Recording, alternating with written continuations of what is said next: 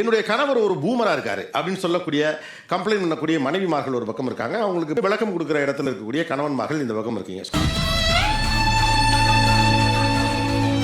சண்டை வரப்ப கொஞ்சம் மரியாதையா கொஞ்சம் பேசுங்க, குழந்தை முன்னாடி எல்லாம் பேசுங்கன்னு சொன்னா அது கேட்க மாட்டாங்க சார். நீ பொத்திட்டு உட்கார்ற. ஆனா அப்படி சொன்னா இதெல்லாம் ட்ரெண்ட், இப்படிதான் நாங்க பேசுவோம் அதா அப்படின்ற மாதிரி சொல்லிடுறாங்க சார். ஆமா, என்னம்மா நீங்க இப்படி பண்றீங்களாமா? அதாவது மரியாதை இல்லாம பேசுறது ட்ரெண்டாமா?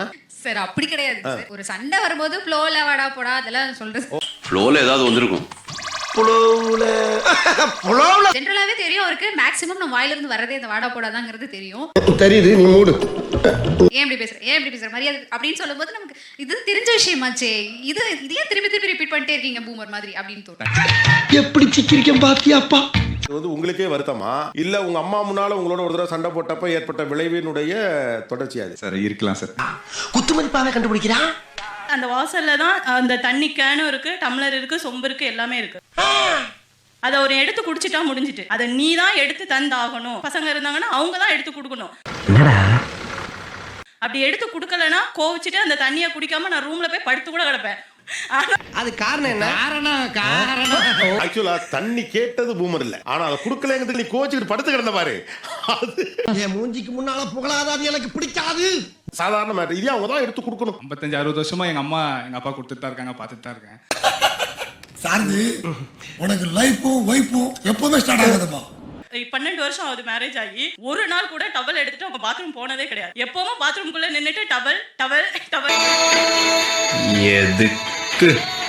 இப்ப கல்யாணம் முடிஞ்ச புதுசுல காலை தொட்டு கும்பிடுன்பாங்க காலையில எந்திரிச்ச உடனே. இல்ல சார், இல்ல அதெல்லாம் நடக்காதுன்னு தெரிஞ்சிச்சு. தண்ணி எடுத்து கொடுத்ததாவது அம்மா அப்பா பாத்தீங்க. இந்த காலத்துட்டு கும்பிடுறது எங்க பாத்தீங்க? எல்லாம் படம் தான் சார். என்ன சின்ன பிள்ளைத்தனமா இருக்கு. ஆனா அது ஒரு 6 மாசத்துல தெரிஞ்சு சார். அதெல்லாம் நடக்காது, எல்லாம் கற்பனை. இதெல்லாம் கல்யாணத்துக்கு முன்னாடி நீ தெரிஞ்சிருக்க வேண்டாமாப்பா? என்னன்னா 4 மணிக்கெல்லாம் குளிக்க சொல்லுவாங்க சார். 4 மணிக்கெல்லாம்? ஓ, இப்பதான் பூமர் வெளியிலே வராது.